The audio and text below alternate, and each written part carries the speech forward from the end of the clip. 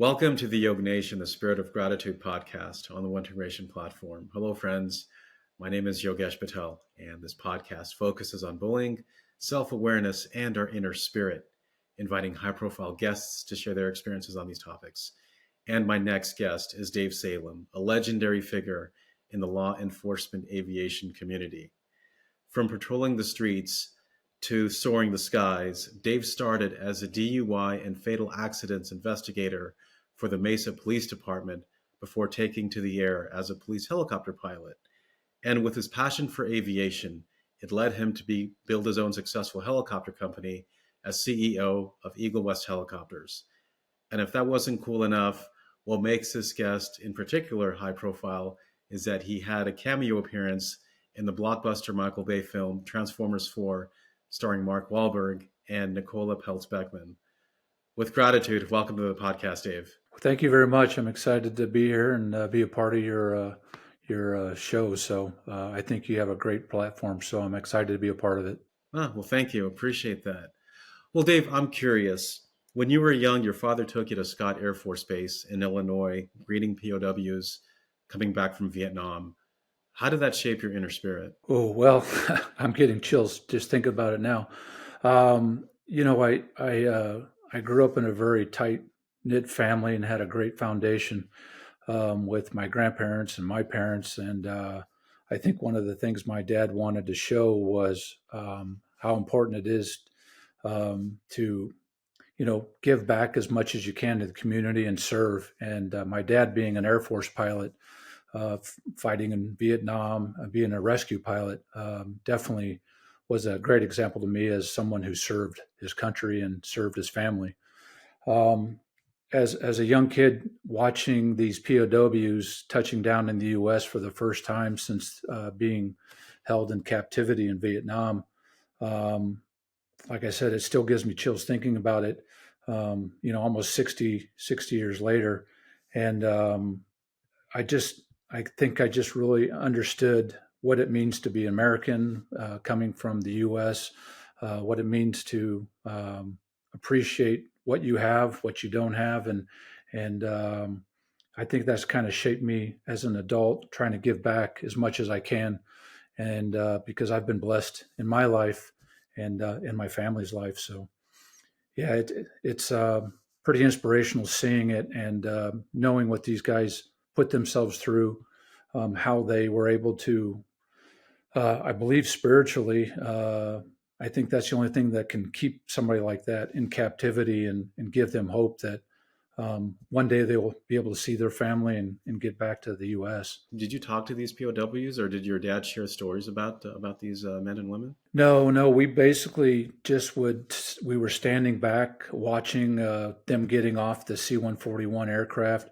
I remember some of them actually kneeling down onto the tarmac and kissing the concrete, showing their appreciation. So, yeah, very moving, very moving. Well, it's certainly a history. It's a history lesson that should never be forgotten. Absolutely. That's incredible. So, that spirit of giving back is what primarily helped shape you in terms of the person you are today. I think so. I mean, like I said, my dad was an Air Force pilot and served his country well.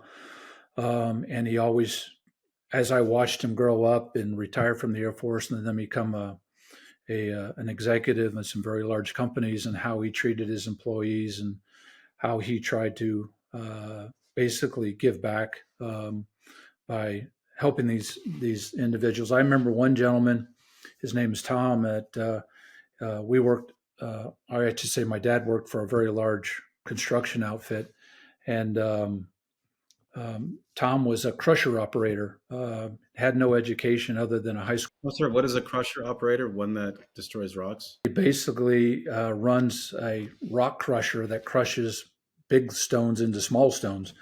For aggregate, for asphalt concrete. And he gave Tom a chance, and next probably 4 or 5 years later, Tom is graduating with his master's in business, and then he basically took over after my dad retired. So, but my dad saw something in him and helped him um, become basically I don't want to say a better person because he was always a great person, but helped him with his family and get his education. And when you watch somebody like that growing up, it kind of helps you realize what you can do to people that are younger than you or coming up through the industry, how you can help them out. And, so I've always kind of been inspired on my dad as a leader and how he's treated his employees. And I think I take that same model where people that have worked with me or, I've tried to help them become better or better, more successful, and hopefully one day take over where I leave off. That doesn't happen without integrity. I agree. I agree. Well, and then and then going back to your days in law enforcement when you were at Mesa, what did you observe about the sense of community from the people that you protected and served and possibly even mentored in your example of leading by example? I think what I tried to teach the new officers, because I was a field training officer at one point, and I always tried to teach these new officers that you have to remember that most everyone out there that you're serving, 95% of the community are great people who truly appreciate you. So the saying we would say 95% of your time was dealing with 5% of the people. The other 5% of the time is basically protecting that 95% of the people. So don't forget who you are out there to protect and serve. And sometimes I think in law enforcement, sometimes you forget that who are the people that you are really out there for? Because I remember one time I was out in the middle of an intersection on a hot summer day in Arizona directing traffic because the traffic lights went out, and several people came up to me with drinks and water and basically just said thank you for your service. That means a lot. That means a lot. So just those little things, really mean a lot to people. So, or they would bring food by the substation at night and just, hey, we really appreciate what you're doing. So, um, as an officer, I think you just have to remember that 95% of the people out there truly are thankful for what you do to help them. Two thoughts come to mind. Number one is just the whole notion of community policing and what cities, and schools for that matter should be doing to invest in law enforcement to protect them. And my second observation or I guess question is the 5% that I'll just say miscreants, did they show any type of self-awareness of their harm and of their actions? I think probably half of the people that I dealt with did. I I I remember one gentleman one time. He was in the back of my patrol car. He was arrested in handcuffs, going to jail, and he said, "Officer Salem, it's not that I really want to be arrested, but um, since I have been arrested, I just appreciate that you've arrested me and you treat me the way that I always want to be treated. Because again, you have to respect people. We don't know what people are going through. We don't know what has happened to people in the past. We don't know why someone is where they're at for what reason. And again, I think sometimes as law enforcement, we get kind of cold to that because we deal with so many horrible situations and horrible people, because there are some very evil people in the world who have done very evil things. And we sometimes have to remember, not everybody has been fortunate and has had the foundation of family and friends to help them over rough spots. So and I think as I get older, I probably appreciate that even more. That we don't know what has happened to people to put them in that particular situation. So, but that's something that I have always tried to instill to the newer officers is, you know, you might not like this person, you might end up arresting this person, but doesn't mean you can't respect this person. Now, child molesters, people who've tortured small children, brutalized women, things like that. You don't have to respect them, but a lot of people that we deal with, it doesn't mean you have to disrespect them. Meaning, if you arrest somebody because they have a warrant, doesn't mean you have to disrespect that person. They've had a bad situation in their life. So maybe you can be the one to try to help them over that hump, help them get onto their that next thing that can get them out of the bad situation they're in. So I definitely agree with that because I've always, again, a lot of this podcast is around bullying, hurt people. So they may be the victim at home, but in public they lash out. yeah, we don't know what a lot of people are going through. So, but um, even as a motorcycle officer, our job was to enforce traffic laws, and I was probably the worst one at it because I didn't write a lot of tickets. I would stop people, but I would try to use that moment to educate people. If you had a mother with three little kids and she's in a hurry to get to the school and she speeds through a school zone, you try to educate them. Hey, look, we're out here because of a fatal accident, a week ago. So please slow down, take your time. And so I guess I'm just a nice guy that I tried to educate people more than cause them more issues, because part of our job as law enforcement is to educate people. It's not just write tickets or arrest people. It's hey, we're here for a reason, and this is why we're out here doing what we do. So it looks like you didn't meet your ticket quota for a month then. No, I never did. I never did. I was horrible at it, but I enjoyed the job. But fortunately, we didn't have quotas. But we were, one of the ways they gauge how effective you are is how many tickets you write. So I think there's other ways to gauge being effective. Right. Oh, it was just a light joke. No, no, exactly. But that's a lot of people joke about that, and it's there are departments that have quotas, but Mason never did. So we were pretty good department to work for. Very cool. And then just on the aspect of law enforcement and working with the community and now schools. I guess there's now truant officers working together. What were some of the ways to bullying can be prevented or building a culture of respect? I mean, it looks like from a lot of what I'm hearing is you have to lead by example, and keeping in mind you were there to protect and serve the 95% from the 5%. So, is there any? I'm going to say tips, but any one act of kindness or action that can foster a greater sense between community leaders, school officers, and law enforcement, especially in today's, I'm not going to say it's polarized environment, because I think a lot of what the media does is to exacerbate the issue. And so just wanted to get your thoughts on that. I think the school resource officers, SROs, that a lot of schools have. A lot of these officers, are there to enforce laws and make sure that the kids are safe and the staff are safe in this crazy world. But I think one of their other jobs is that they do is to inspire these young kids to maybe learn how to serve, not just law enforcement or firefighting, maybe the military, but to try to give back to the community and maybe to be a good inspiration to them as a leader, somebody they can look up to.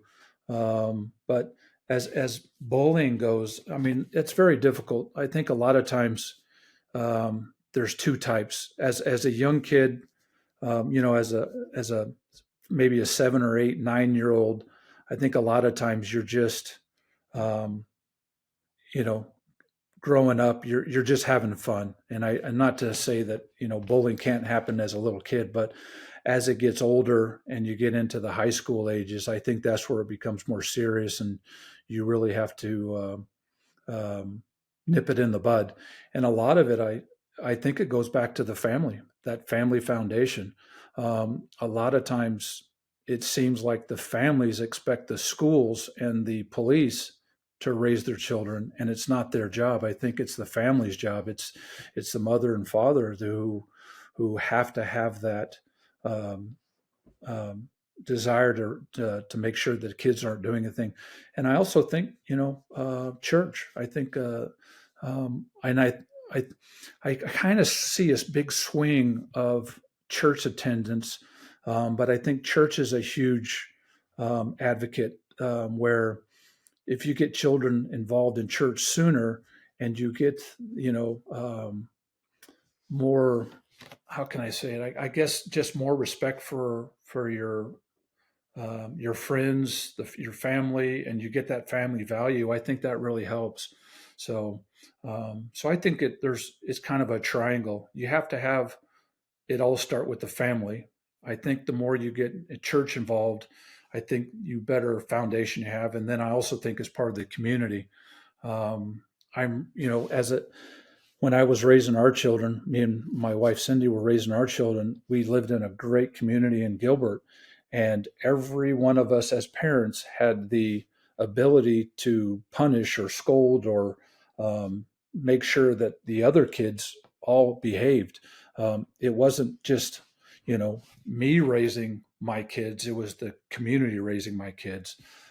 Because I think you have to have that too. You have to have a group, um, you know, because you can't do it alone.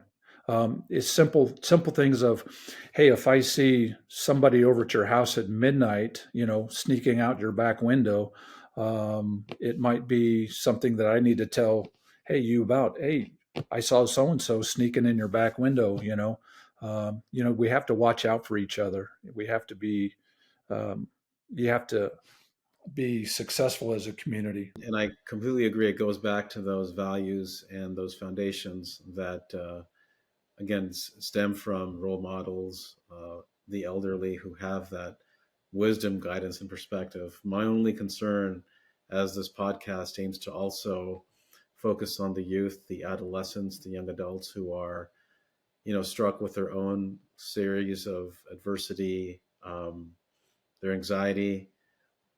I get the fact that the churches and the family unit does play a role. How can those, how can that flourish? I guess is a good term in today's world. That's a tough question. I really do. I mean, I, I really do. Again, think that the school has to be involved in it, and I think the schools are doing the best they can to help these young kids and get them over. I think the kids today have it more difficult than when I was a kid. When I was a kid, there was a lot of things we could do, and you wouldn't be suspended for. As a young kid, we would we would get into to fights. I mean, it was just what boys did, and it's unacceptable anymore. They can't take the risk. These schools, so I understand that they have to have zero tolerance. Is that because of the lawsuits that would unfold, or is there something else? I think they just have a zero tolerance because they can't afford to have the bullying going on, um, even the things that happened here in Gilbert with the Gilbert goons and I mean, we had a tragic uh, a homicide because of some high school kids beat up another high school kid, and they beat him to death, and so now that's a pending case. So I think the schools have to have a zero tolerance, um, but it is different. It's harder for these younger kids. I look at my grandkids, and you have social media that makes it tough on especially young girls. You have everybody wants to try to be like somebody, and um, it's tough. It really is tough. And again, when I was growing up, I think What do you say to that person, though? I don't know. I mean, I wish I was better at counseling or had all the answers, but I honestly don't know. I think all you can do is just be there for them and talk to them. Make sure that you have an open line of communication. As a grandparent, I hope my grandkids are never afraid to talk to me or my wife. My granddaughters have a great relationship with my wife, their grandmother, and I think they can sometimes talk to her easier than they maybe talk to their own mother. So I think you have to just let them understand that they haven't done anything that you haven't done. They you know and just be not be afraid to speak or talk or just ask questions. And I guess it's also from their perspective, their courage to speak up. but that only happens when they trust that individual. I think so. And I think the biggest thing sometimes, even the phone that we all rely on now, being able to put that phone down and have that good communication. Um, one of the things that my wife Cindy loves to do when we have the family over for dinner is she'll ask them, "What's your pit and what's your peak of the day?" And I'm sorry, what is your what? Your pit and peak? Pit and your peak, meaning what is the best part of your day and what is the worst part of your day. And it's a really good way of opening the communication with not only my kids but my grandkids, and just get them to talk at the dinner table. And sometimes I think families forget that. We have a rule that when we're at dinner, TV's off. There is no TV, so it's you have to have that communication. And I wouldn't say it's not even at the family dinner table. Again, I guess I'm just looking at the perspective of for those that don't have that or are not fortunate enough to have that family support. Build that family around your friends, whether that is at the park or at the gym, or I guess going out for coffee at Starbucks or whatever. But I think that that sense of community has to be there. If it's not your family, it's your friends. If it's not your friends, then perhaps it is that school resource officer. Perhaps it is that teacher who is willing to invest in you. And I think that's what a lot of kids, I'm not going to say they fail to remember that, but in the back of their mind, it's always there. As for myself as an adult, I'm always curious. It's like, what can I do to help this person get through their day? And I think that's where a lot of this podcast does come into play. Again, it's overcoming adversity, whether it is bullying or fighting their own inner demons. So, Dave, I'm curious if, on the subject of bullying, you had an interesting story to share where you had a bully and that bully turned from foe to friend. How was that? What was that about? It was I was in sixth grade, so I was at Bustos Elementary in Tempe, and I was new to the school. And while I was in line for something, I don't know exactly why, but I was in line. Um, this gentleman behind me, this guy with my same age, named Mario Noriega, started kicking me in the back end. And I turned around, and Because just because I was smaller than him and new, I was new to the school, so he thought he would probably just be able to bully me. So I turned around and I told him, don't do that again. And my dad always had a rule, don't ever start a fight. But if you're ever in a fight, make sure you finish the fight. So he, while we're in line, he kicked me again, kicked me hard this time. And I turned around and I swung at him and hit him as hard as I could. And it didn't even hardly phase him. And he looked at me and says, "You know what? No one's ever done that to me before." And I said, "I'm telling you, don't hit me again." And and he says, "No, I won't." He goes, "No one's ever done that to me before." So, and we became good friends after that. I think I went through all the way through high school with him. But it was one of those things that he realized that he couldn't bully me. He realized I wasn't going to be intimidated by him, even though he was probably a foot taller and 50 pounds heavier than me. He probably would have been able to beat me to a pulp, but I wouldn't put up with it. did you ask him about why he did that? Was it a sense of power or dominance and control over you that he wanted or had based on his personality or something to that effect? And I don't mean that disrespectfully. No, no, I don't, I never asked him, but I could assume that's what it's for. I mean, that's why a lot of bullies bully, right? Is to intimidate someone smaller, to overpower somebody, and to make them feel good about themselves. But I think that's It's more about them than it is about you. I think so. I think so. I think they're insecure sometimes about who they are, but we also don't know what happens to them, right? We don't know if they've been bullied when they were small. We don't know what kind of family life they have, um, but I think a lot of it is they just want to intimidate and make themselves feel better about themselves. Oh, that's sad, right? Well, I'm not going to say it's sad. It's just a part of, I guess, of the human experience. I mean, I think if being bullied is kind of a way of growing up in life and being able to solve problems on your own, um, and of course, get the help that you need. I think so. And I think when you're young, as 7, 8, 9, 10 years old, you really don't know who you are or what you're going to do. And so, you want to be friends with everybody.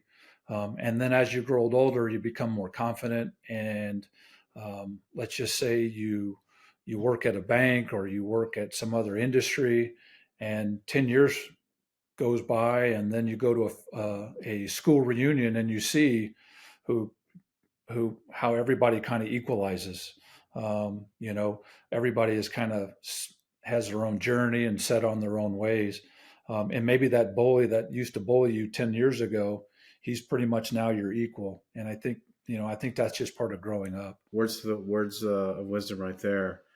And for the person that's listening to the quiet corner of their room, given your life experience, perhaps maybe this is something that may not be related to bullying, but the other themes around self-awareness and or their inner spirit.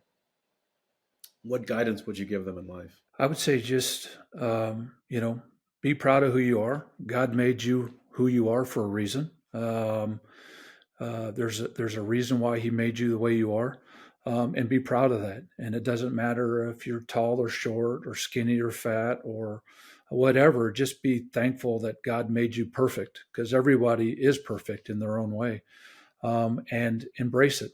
If you have something that you're good at, embrace it and be the best you can at it. You're not going to be most likely the football star or the basketball star, or maybe the prettiest school in school, but there's a reason that you're not that way. You're on a path. God put you on a path, and embrace it, trust it, and just know that you're perfect for a reason. So um, just enjoy your life, and surround yourself with good people, and you will succeed. And don't be afraid to fail, because we all have in some way or another. And at some point you will succeed. And I always just try to tell people, just don't be afraid to be who you are, because there's a reason. You know. And I think that message is so important as, perhaps a parent or a friend may say this to their own children. The child's not going to listen, but coming from another outside source who has been successful as an entrepreneur, and as a pseudo movie actor, to sign off here on the podcast episode. Curious, what was it like being in Transformers 4? And did you save the world in Optimus Prime? Oh, I tell you what, it was. I had a great time. I spent a couple of months in Pflugerville, Texas, Detroit, and Chicago, filming along with some other people. But I met some amazing people. I got to meet Mark Wahlberg, who I really enjoy as a movie star. But unfortunately, I didn't get to save Optimus Prime. We were actually the bad good guys. We were the helicopter that I flew was armed, and we were kind of the government going after Optimus Prime. So I wish I was on his side, but I wasn't. You weren't a Decepticon under Megatron's rule. No, no, but we were part of the government trying to take down the Transformers or take them into custody or something. So it was interesting, and the movie industry in itself is amazing, and how they put it together, and Michael Bay with his energy and working with him. But there were times that they would say, just fly the helicopter from point A to point B and do this. And I'm like, why? And they're like, just do it. And in the movie, you'll see why. And then they put all the CG effects to it. And here we are landing inside of a spaceship over Chicago. It's an amazing industry. And I was privileged and blessed to be a part of it. So Very cool. Well, Dave, thank you kindly for coming on the podcast. Again, for the citizens of YoggNation, as I like to call, I think what Dave really speaks to is the fact of giving back. I think you heard early on that his father was such a great influence on him in terms of the ability to give back. You certainly saw that when he was in law enforcement, and then just kind of the stories about being bullied and just what a person can do to, I wouldn't say be nice to one another, but give that level of respect. You don't know what that other person is going through, so it's always easy to default to just being a good kind-hearted person, excuse me, to help set the stage of them becoming your friends or someone that would be in need of help. Dave, again, thank you kindly for coming on and hope to see you again soon. Absolutely. I appreciate everything and keep up the great work. So, and hopefully we talk to you soon. Absolutely. God bless. Thank you.